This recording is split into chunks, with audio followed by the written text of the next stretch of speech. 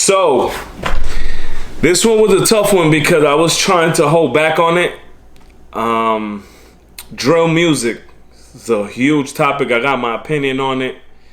The music industry is dominated at this point by drill, and I did some research. I know that one of the first rappers to do a drill song, his name was Pac-Man. Pac-Man was eventually killed. Then you got the Chief Keefs, and you got the Little Durks and everybody else that came after that. But drill music was really never my thing. I never got into it.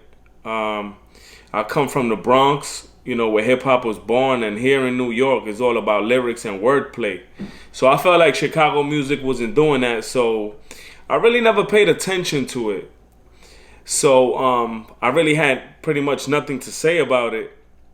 But what caught my attention of the drill music is when they shot and killed a rapper by the name of FBG Duck.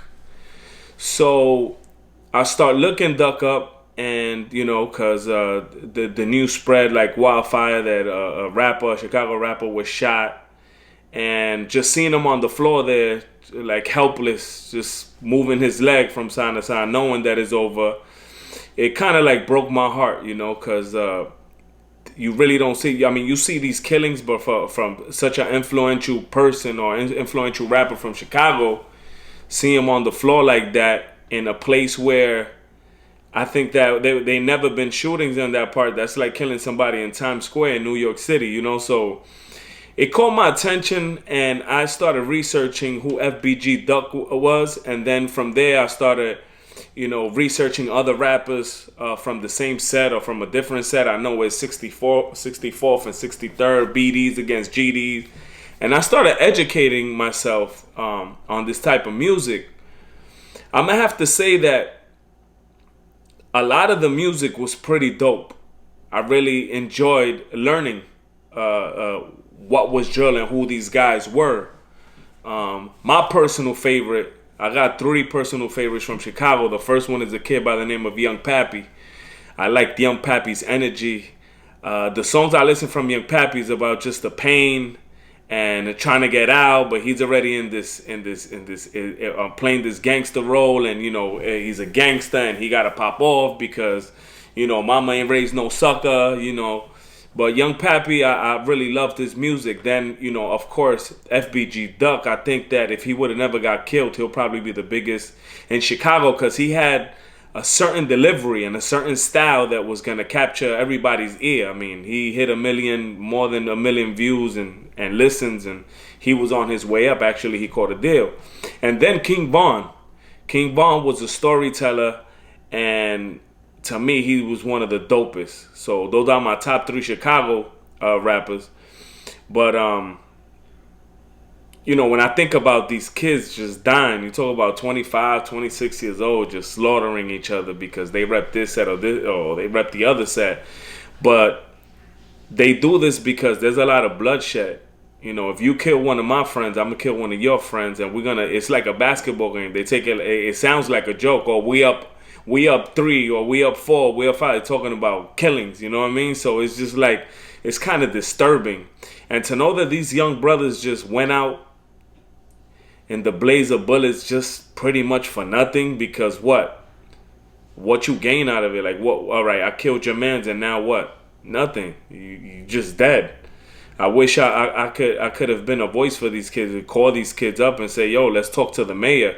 Let's squash the beef, and let's just save it for these next kids coming up, our sons, our daughters, our new generation coming up. Let's stop this right here. So I think Von and Duck were 2 powerful music or rappers that if they got together, or if they came to a meeting, I think they were able to stop what's going on in Chicago. But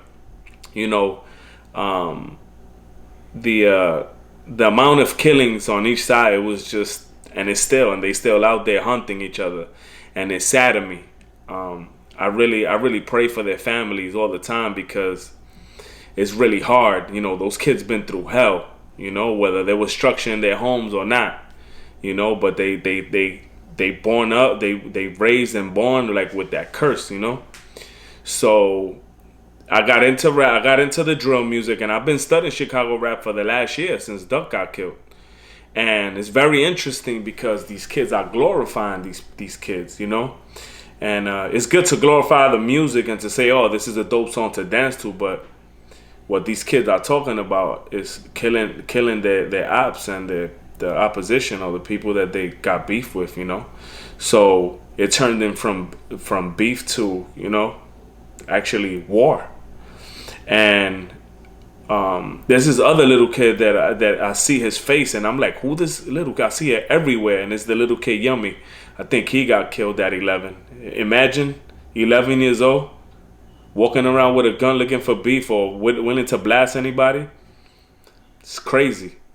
So, you know, while I was researching and knowing these rappers and these personalities that were just cold-blooded killers according to the internet, you know, you got two names that stick out to me. You got the Tuka, the kid Tuka, and the Everybody Smokes on for some reason, and the kid Little JoJo, you know. I mean, how bad can you be at that age to be standing in a bus stop and get blown away like that? Get shot in your chest, you know, and like, what could have you done, you know, to just get murdered like that at that age? At that age, I was just looking for the next game or looking for the next park to go to and chill and go body slam each other on old mattresses and stuff like that, man, you know. So the death of those kids it impacted Chicago, you know, and that's, you know, it started the war. And then the killings just kept going and going. But then, you know, as that 1 year passed from Duck to now, it spread like wildfire, and it spread to my city and to my borough, you know. I believe it started in Brooklyn with a couple of rappers. Again, I don't follow it, but it came to the Bronx, and for some reason, a lot of people in the Bronx, a lot of kids are dying with the drill movement. I hate to blame it on the music, because music is an expression, you know. But we have to start thinking, why is this happening, you know? So again, to me, it's gang related. Is this side and that side, and it goes hand in hand with Instagram. So while I'm dissing somebody, I'm up on Instagram live, rolling up my weed, smoking and showing guns and saying who's the next one that I'ma catch. And I'm giving myself up to authorities. I'm giving myself up to the feds. I'm giving myself up. So these kids, you can hear them in these videos kind of like premeditating what they're going to do, and then they do it. These kids are ruthless. Again, whether they grow up with structure or not, I think they go out to the streets and they have these leaders that just put these guns in their hands, or, you know, I don't know how a 13-year-old could find a gun unless he got a big money and just asks around. So I think that there's leaders that, you know, put the battery on these kids back to say, yo, go do your thing, handle your business, you know. But it kills me because a lot of these kids remind me of me. Like, I kept trying, kept failing, game plan, kept changing, dreams fading, started hesitating, couldn't deal with the agitation, it only led to the aggravation of not having